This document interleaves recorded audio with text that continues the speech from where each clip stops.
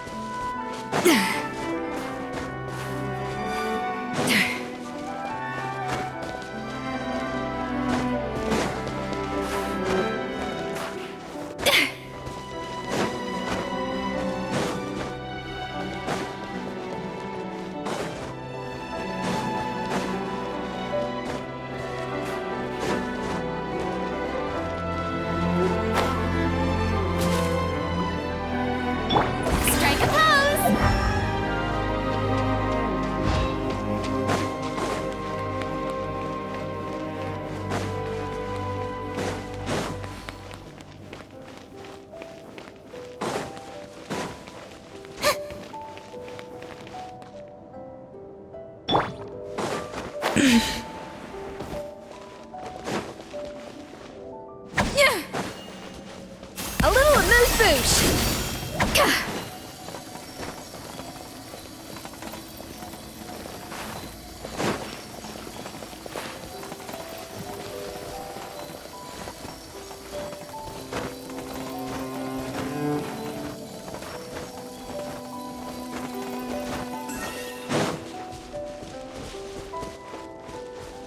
Off to the freezer!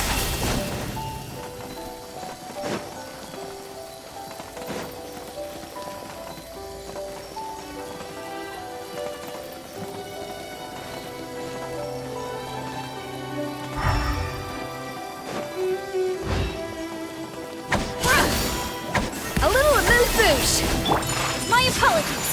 Unleash!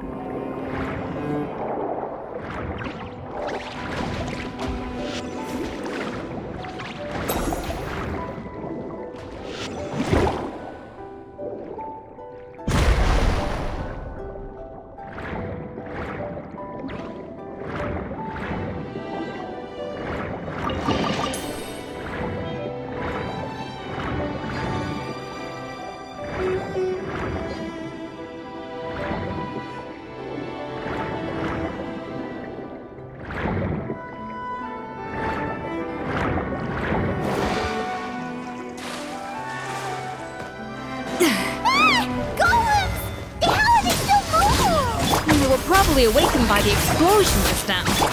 Alright, Knife Skills 101. Time for some rough chopping.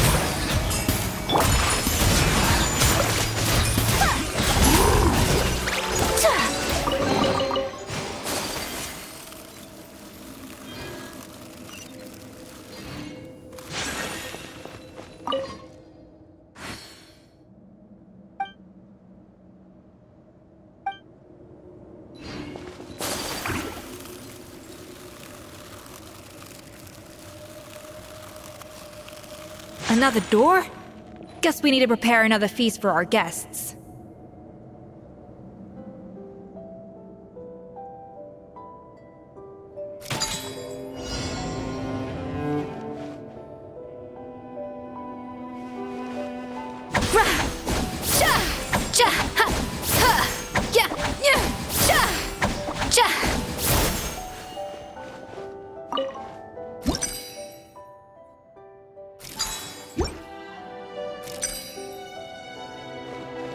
A little amuse-bouche! Yeah!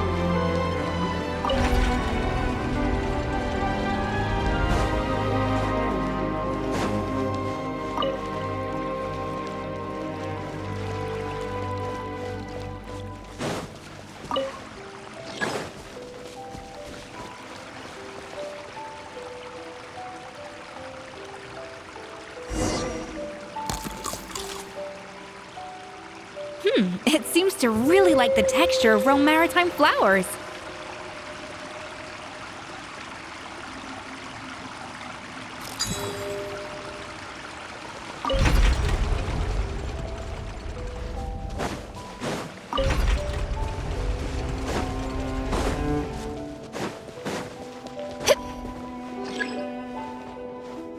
A dash of frosting! Huh. Yeah.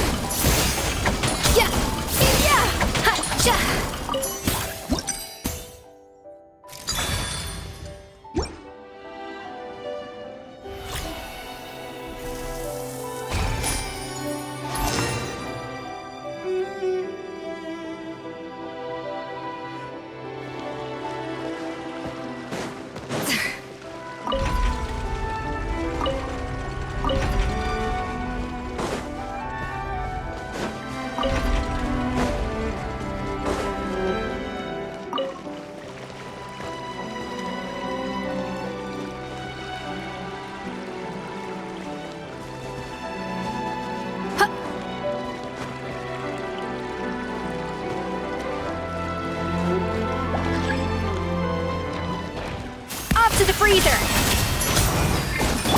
Shower me with praise!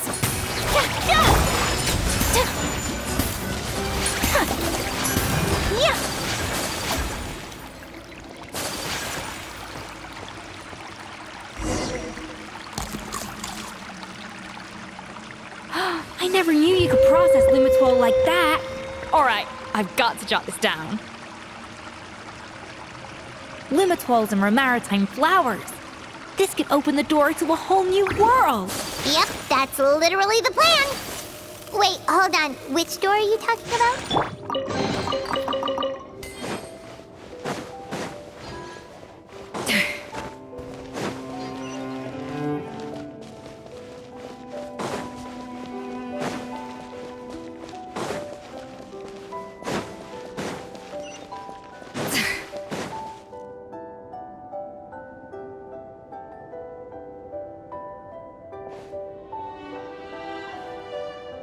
That's strange. These don't look Grimoirian to me. More like last century Fontaine.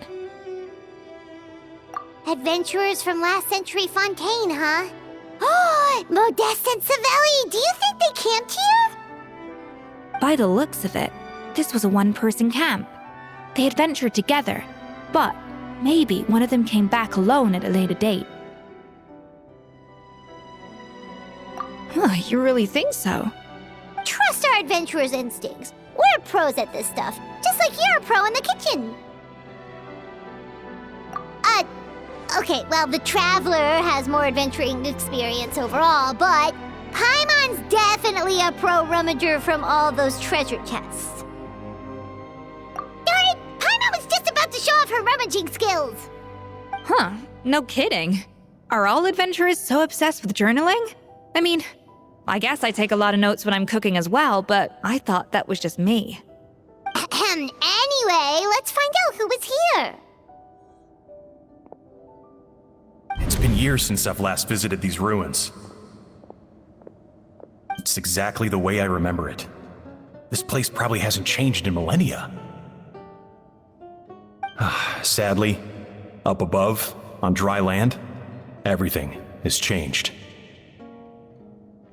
The treasure of Remoria. That's what we used to call it. Modeste was right about its potential. It turned Gâteau de Bourg into a national sensation. Our limited stock of the substance meant that the gâteau could only be produced on a small scale, but this only drove up the popularity all the more. Modeste was right about that too. He predicted all of it. He was praised as a genius, while I, as the one person who'd ever disagreed with him, was labeled a talentless fool. Modeste tried his best to console me, but I knew better than anyone just how great the gulf was between us.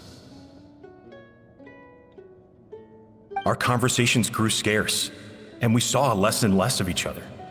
I didn't fight it. He had new friends and a career of his own. Why invite further disdain by inserting myself where I did not belong? I told myself that maybe one day, when I finally created a masterpiece of my own, I'd be able to face him without shame. Or maybe one day, when I've put these feelings of self-loathing behind me, I'd be able to ask him with a smile on my face, how about we go on one more adventure, for old time's sake?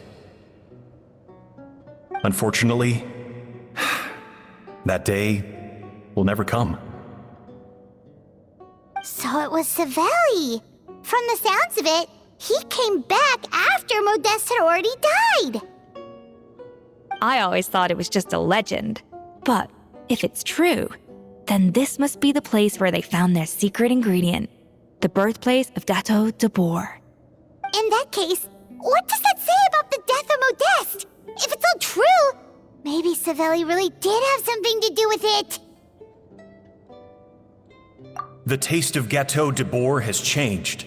Modeste was convinced of this, even though everyone swore they couldn't tell. Being the perfectionist that he was, he refused to accept even the slightest flaw in his work.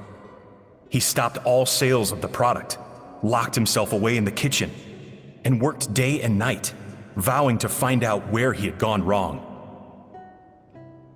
But as he baked and taste tested over and over again, he found he only strayed further and further from the original taste. It was only when he was sipping on coffee one day and realized he could not taste the bitterness that the truth finally dawned on him. What had changed was not the gâteau, but his sense of taste. The treasure of Remoria stimulates the senses, taste included, and invigorates the spirit. In the short term, it offers people the ultimate gourmet experience, but in the long term, it dulls their senses entirely. In hindsight, it made perfect sense. After all, why would a culture that sought liberation from the constraints of their bodies care for the loss of their senses? But we realized it too late. We were just too late. Over the course of his many culinary experiments, Modeste exhausted the remaining supply of the treasure of Remoria. He consumed it all himself. The finest culinary talent of his generation now faced a future in which he would never be able to taste anything ever again. Finally, in despair, he took his own life. And because we had become estranged, I could not be there to stop him, to offer some words of comfort, or even to say goodbye. Yet despite everything, he sent me his final letter. The treasure of Remoria? Guess Monica was really onto something. It really was a kind of drug. So, Modeste chose to end his own life. Then, why all the rumors that Savelli murdered him? Also, neither the Codex nor any other contemporary records make any mention of the treasure of Remoria. It's almost as if someone deliberately erased it from history. Modeste told me everything in his final letter. His was a tale of how even a genius could fail, and how much more devastating it is when it happens. Did he hope I would gain some personal catharsis from knowing the truth? Or maybe he wished for me to warn the public about the dangers of Gâteau de Bourg, proving that I had been right all along. But if the public ever learned how Modeste's greatest triumph became his undoing, his fall from grace would be swift and merciless. 1 minute a genius, the next a joke. It would surely spell the end for his restaurant too. What would be his legacy then? How would future generations view everything we built together? I fear the scorn I have faced these last years would pale in comparison to the scorn shown to him by the history books. I cannot let that come to pass. I will do what I must to protect his name. It will mean tampering with his notes to remove the damning details, leaving mere fragments of our story behind. It may lead his family to suspect me of having a hand in his demise. But if that's the price of destroying all evidence of my crimes, then so be it. I would rather the world believe a tale of genius and jealousy than see his reputation in tatters. The final loose end is the evidence here, at the bottom of the sea. Huh? What's wrong? Didn't we say Savannah should be safe for now? So we thought, but if Monica finds out what happened to the treasure, there's no telling what she might do.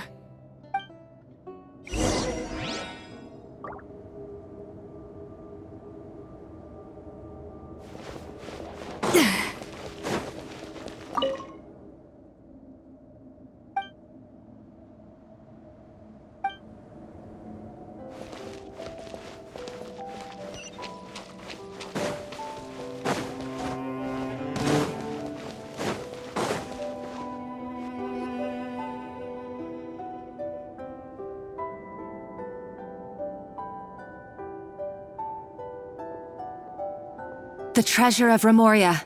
I have found you at last.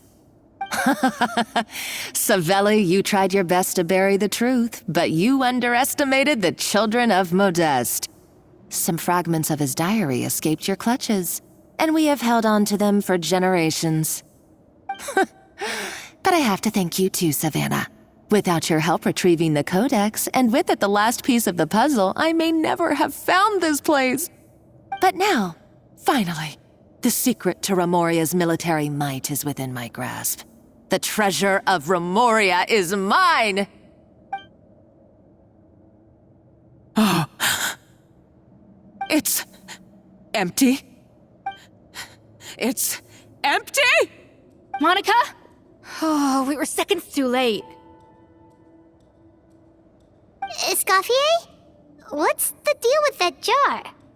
Savelli's final act! He wanted to conceal the secret of the treasure forevermore and make sure it would never harm anyone again. So he came here after his friend's death and destroyed every last shred that remained. This can't be happening. All the years I spent piecing together the truth. All my painstaking planning. All that for an empty jar? Monica, don't do anything stupid. This ruin is more dangerous than you realize. Oh, shut your pie hole! Praise be to Lord Remus. You barbarian shall be slain.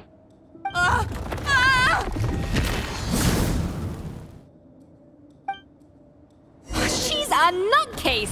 A liability to herself and everyone else! Well, now it's up to us to clean up the mess she's made. Take these golems out! Sakura, swerve!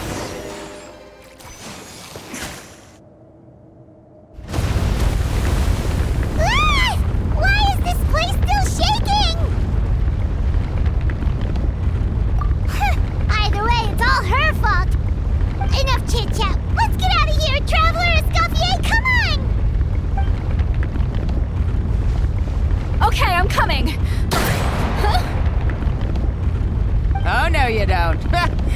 I can't get what I want, neither will any of you. I've got nothing to show for my life's work so far. But if I can take another so-called genius down with me in my final moment, then it was all worth it. You're a psycho!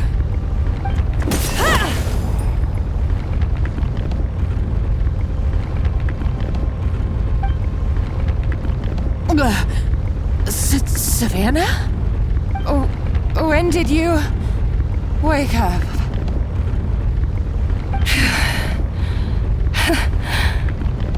I may be a lousy chef, but it looks like I'm not a complete waste of space.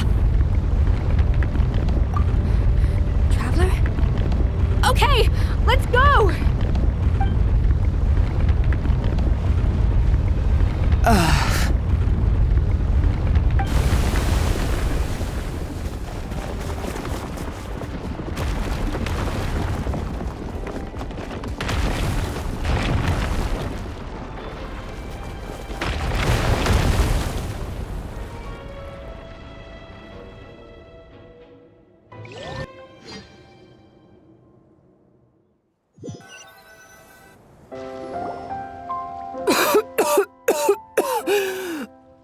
Escoffier! Savannah! Traveler! And Paimon! Venejem! What are you all doing here?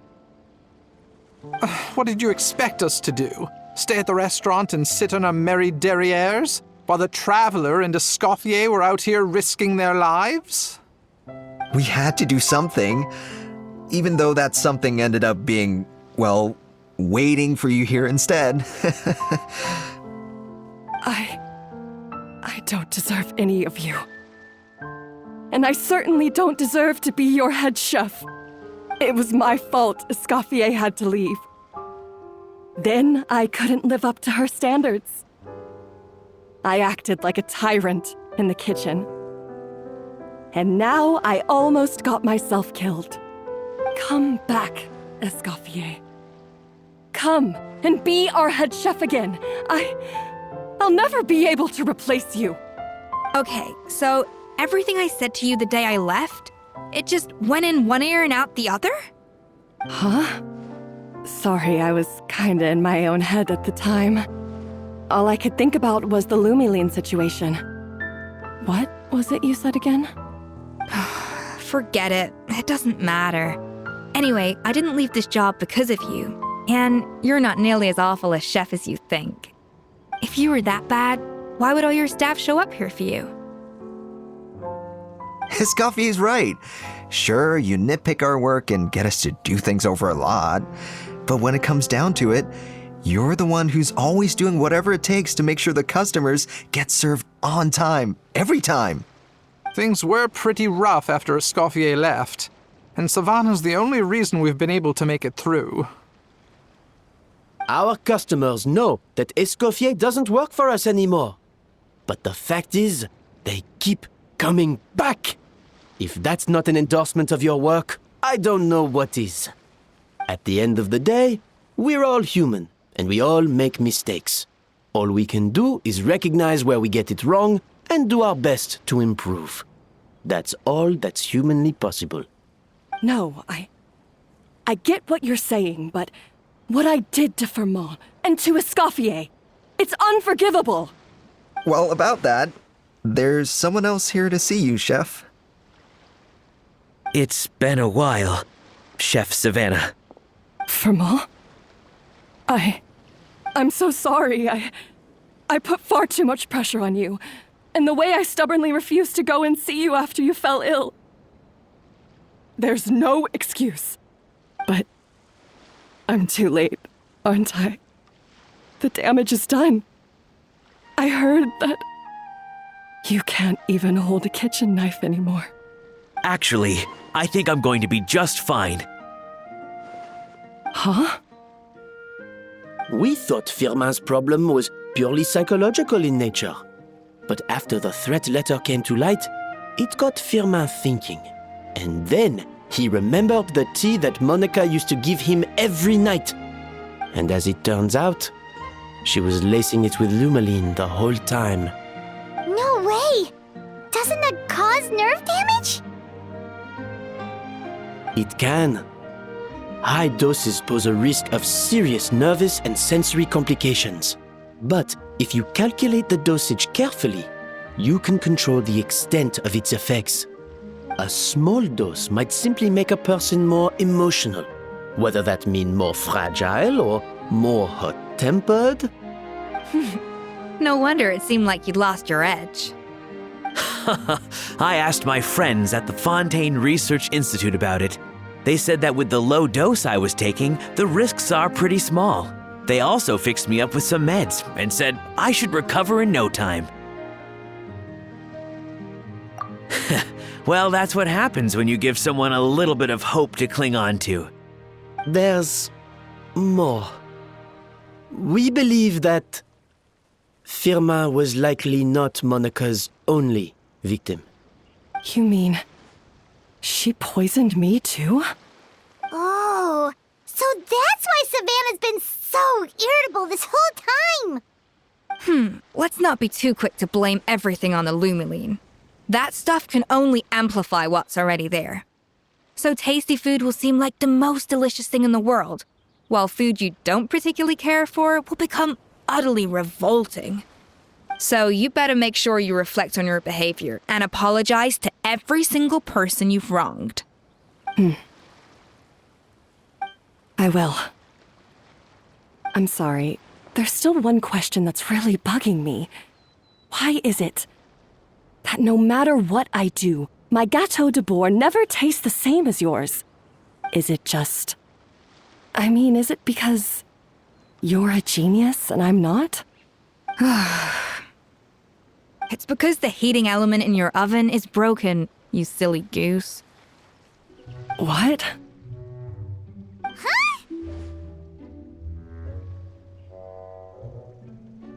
I felt like something was off during the cooking contest.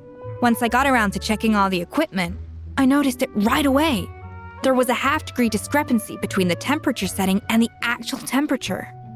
All the ovens in the whole kitchen had the same problem, which confused me at the time, but by this point, it's pretty obvious that Monica must have tampered with them. I would have figured it out the day of the bake-off, since the issue affected both our teams. But of course, Monica sabotaged mine so that could never happen. No. I spent so long trying to find out where I was going wrong, and then you pinpoint the problem in just one night? It all comes back to one simple, undeniable truth.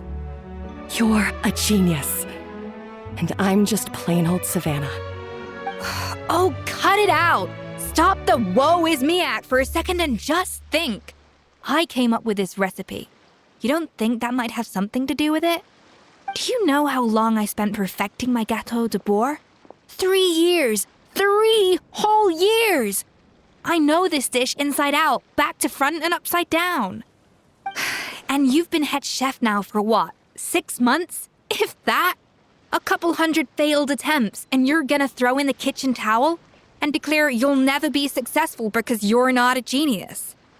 You clearly have no idea how many kitchen failures I've had under my belt, or just how long it took me to finally get my recipe to a level I was satisfied with. Genius or not, everyone makes mistakes. Modeste did, Savelli did, everyone does. You're only a lousy chef if you don't face up to your mistakes, learn from them, and then keep chipping away until you crack the problem once and for all. Surely you haven't forgotten all that. You were no lousy chef back when I handed you the reins. I haven't forgotten. And I'll make sure I never do. That's our head chef. Ha! Sounds like we won't need another changing of the guard in the Hôtel de Bord kitchen anytime soon. Huzzah! Aw, what a perfect ending to a crazy journey. Look how happy everyone is. So you got your mojo back now? Yeah. Thanks to you, Escoffier. In fact, no. Thanks to all of you. Aw, friends again. finally settle their beef. Good. So now that's out of the way. It's time for payback. You cheated in our last bake-off, and I demand a rematch right now.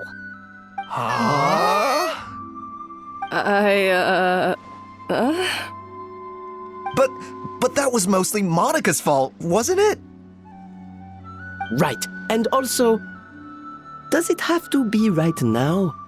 Savannah's only just got her mojo back, and you barely escaped from a death trap. No excuses. This is a cooking contest between two top chefs, and nothing will stand in its way. So grab your spatula and get ready, because this rematch is happening today, right now, this instant. Hey, so, this whole time you were salty about losing? The second cooking contest commences now! This time, no more games, and no holding back!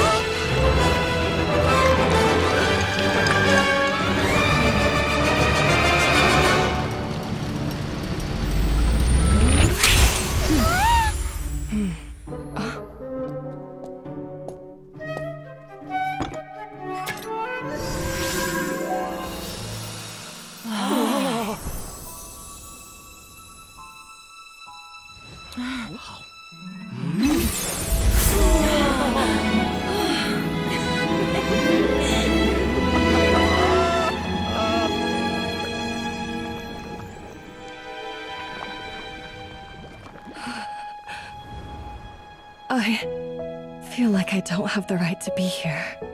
Hey, what are you so afraid of? You can't unbake it now. And if you don't serve it, then good or bad, you'll never find out how to improve. If you're too scared to fail, you'll never know what real success tastes like. So? Embrace your failure. Taste it. Digest it. That's the way to success. I don't know. Sounds like it's easier said than done. I'll do it.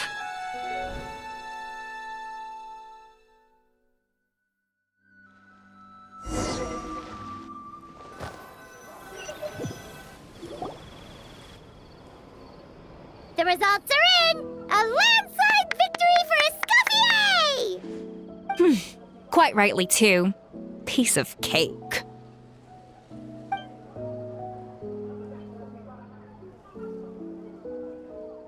Oh yeah, look at that!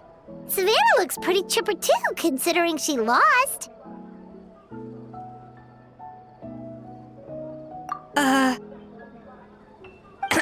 Now, where were we?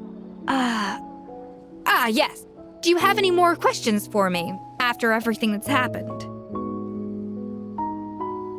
I thought Navia would have filled you in. And actually, I said all this to Savannah before I left. Although, as we saw, I don't think any of it sank in.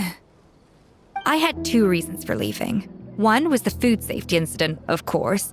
But the other was that the Hotel de Boer had reached a point where it didn't need me anymore. So I decided to step down and look for new opportunities to improve myself. Improve how? Well, a while back, I got to know a fellow chef from Liyue, and in her, I saw so many new possibilities. She has that same adventurous spirit that Modeste and Sibeli had in their youth. Slime mucus, lizard tails. With her, nothing's off the table. There's a whole world of new flavors out there waiting to be explored, hiding away in ingredients we overlook. Case in point, remember those Romaritime flowers down in the ruins? I used them in the cooking contest just now. Did you taste the difference? What? Paimon didn't notice at all. Half of the art of cooking is dissecting the recipes of previous chefs and figuring out the exact constellation of elements that gave their work its signature taste. And the other half it lies in freeing yourself from the confines of the kitchen. You've got to go out and explore the endless possibilities out there. Uh-oh. Paimon's suddenly not sure she wants to try your cooking anymore. Don't worry, it's not going to be a free-for-all like in Modeste's time.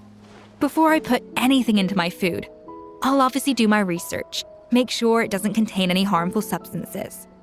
In the meantime, take this. It's a recipe for Petit Gâteau de Bourg revised version. I tweaked it to suit your needs as busy adventurers. Hope you enjoy, and remember, feedback is always welcome. All right! So, do you ever see yourself returning to Hotel de Bourg? Oh, of course. I've already promised Vanishem that I'll come back every once in a while to make sure the quality of the food remains at an acceptable level. You know, Paimon's still a little disappointed that we never got to see the treasure of Remoria. Surely Monica wouldn't have gotten drawn in so deeply if it wasn't for all the mystery surrounding the original Gâteau de Bourg.